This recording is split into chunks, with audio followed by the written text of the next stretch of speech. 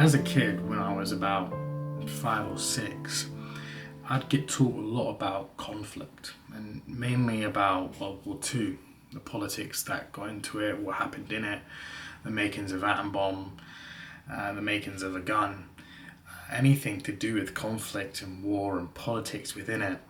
I was taught extensively about it and asked my opinion on it even at such a young age. I took this all in and I was pretty good at understanding it. So of course, when the red poppy would come around, I would buy a poppy and I'd put it on. Until one day when I was probably about, again, maybe like a year later, a man would walk in this assembly that I was sitting in. And he'd walk in and he would have a white poppy. And I thought a bit strange. But he explained what the white poppy meant. And this is the best way he explained it. I didn't listen to much, but this is really what he said. The poppy is a thank you. It's we're proud of you. We are, we're celebrating you, kinda, But the white poppy kind of is saying sorry that your life even needed to be wasted in a way. Not just on the side that we sit, but also on the side of our opponent. Also, the civilians that died, the people that were injured, and all of that. And so one is saying thank you, and one is saying sorry. I remember after that assembly, I took my red poppy off and I threw it in the bin,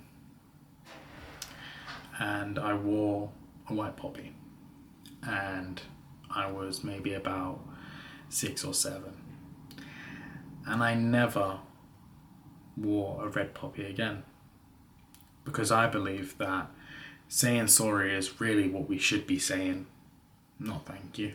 The reason I am the person I am today, in mannerisms, respect, the way I talk, my heart comes from my great nan, Nanny Kath. And my nan was the same age as the Queen, Elizabeth. She lived through World War II. And she would talk to me about a lot of stories throughout her whole life. And she never really ever mentioned it was during World War II. She'd never say this. But obviously, over time, I grew up and I realised that, wow, a lot of these stories she'd tell me, especially when she was a little younger, during World War II. And what I found quite funny is that she never told me a bad story. It was always quite uplifting and happy stories. And now that I'm older myself, I figured that she most likely suppressed a lot of these memories, a lot of these sad memories, a lot of these scared memories. And I'm assuming that for the majority of the world, this is how it was.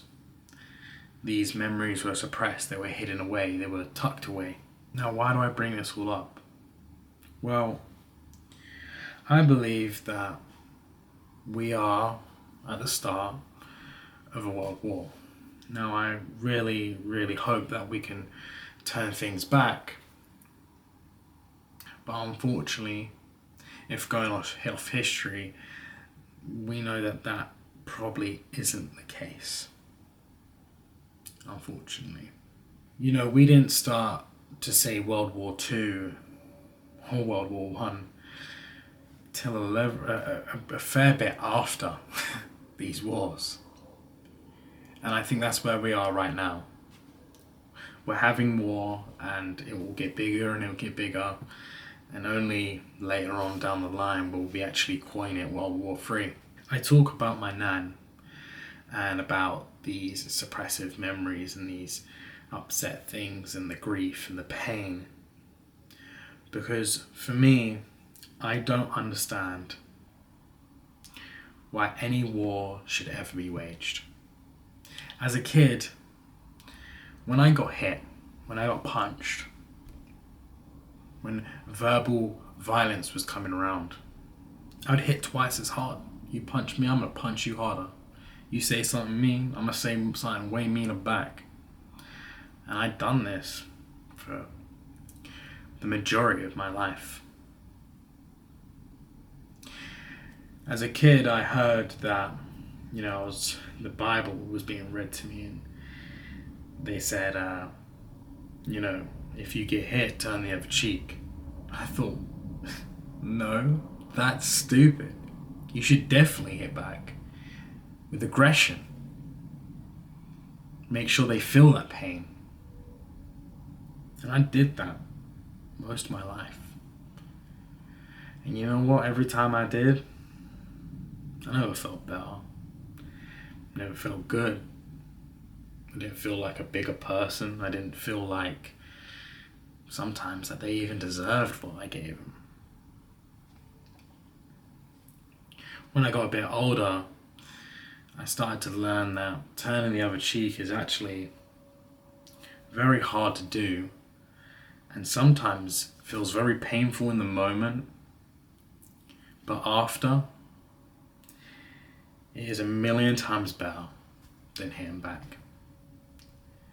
And so, with that being said, I would say to all the people that have influence in war, that go to war, that press buttons, that have dictatorship or rule over other people and their lives, please think about that before you do anything. One more thing.